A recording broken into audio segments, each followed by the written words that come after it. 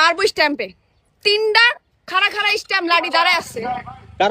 কারণ কি মারছে? ওই পারে না তো, চোখেই দেখে না, ওই অন্ধ। ওই আইসে আমার প্রথম দেখায় একজন মানসিক ভারসাম্যহীন নারী ভেবে যে কেউ এড়িয়ে যাবেন। উস্কো খুস্কো চুল, পরনে ময়লা পোশাক আর মুখ ভর্তি ময়লা। সামাজিক যোগাযোগ মাধ্যমে এমনই একটি ভিডিও ঘুরছে। কেন ঘুরছে এই প্রশ্ন থেকে একটু দেখা শুরু করলেই নেটিজেনদের চোখ কপালে উঠে যাবে। কেননা ততক্ষণে ভিডিওতে চলে এসেছেন জুবান, খটকা সেখানেই। ধীরে ধীরে অনেকেই অনুমান করবেন যে মানসিক ভারসাম্যহীন নারীটি কেয়া পায়েল। মধ্যে মারছে।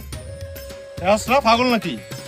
তো তুই দেখছ না আমাদের পাগলি, বুঝতেছিস না? তুই তুকারি করস কে? একেরে কিন্তু দ্বিধা থেকেই যাবে। জানা গেছে এই লুকের সূত্রপাত একটি শুটিংয়ের দৃশ্য থেকে।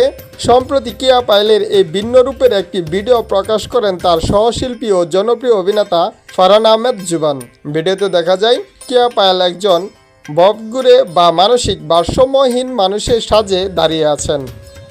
ভিডিওর এক পর্যায়ে তাকে উচ্চস্বরে বলতে শোনা যায় যে কেউ একজন তাকে বল ছুঁড়ে মেরেছে এবং সে বিচার চাই।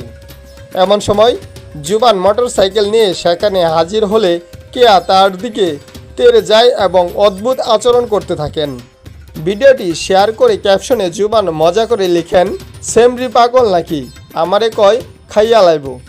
ভিডিওটি প্রকাশের পর ভক্ত ও অনুরাগী মহলে বেশ আলোচনা সৃষ্টি হয়। প্রথম দেখায় তারা কেয়াকে চিনতেই পারেননি বলে মন্তব্য করেন অনেকেই। কেয়ার অভিনয়ের প্রশংসা করে একজন লিখেছিলেন, বাপরে বাপ কি মারাত্মক অভিনয়। মেকআপ নিয়ে অন্য একজনের মন্তব্য মানিয়েছে একদম পারফেক্ট মেকআপ। সব মিলিয়ে নেটিজেনেরা তার এই কাজের প্রতি সাহসিকতার প্রশংসা করছেন। মনে করা হচ্ছে এটি মূলত একটি নতুন নাটকের শুটিংয়ের দৃশ্য, যদিও নাটকটির নাম এখনও আনুষ্ঠানিকভাবে জানানো হয়নি। নাটকটিতে তার সহশিল্পী হিসাবে থাকছেন ফারহান আহমেদ জুবান।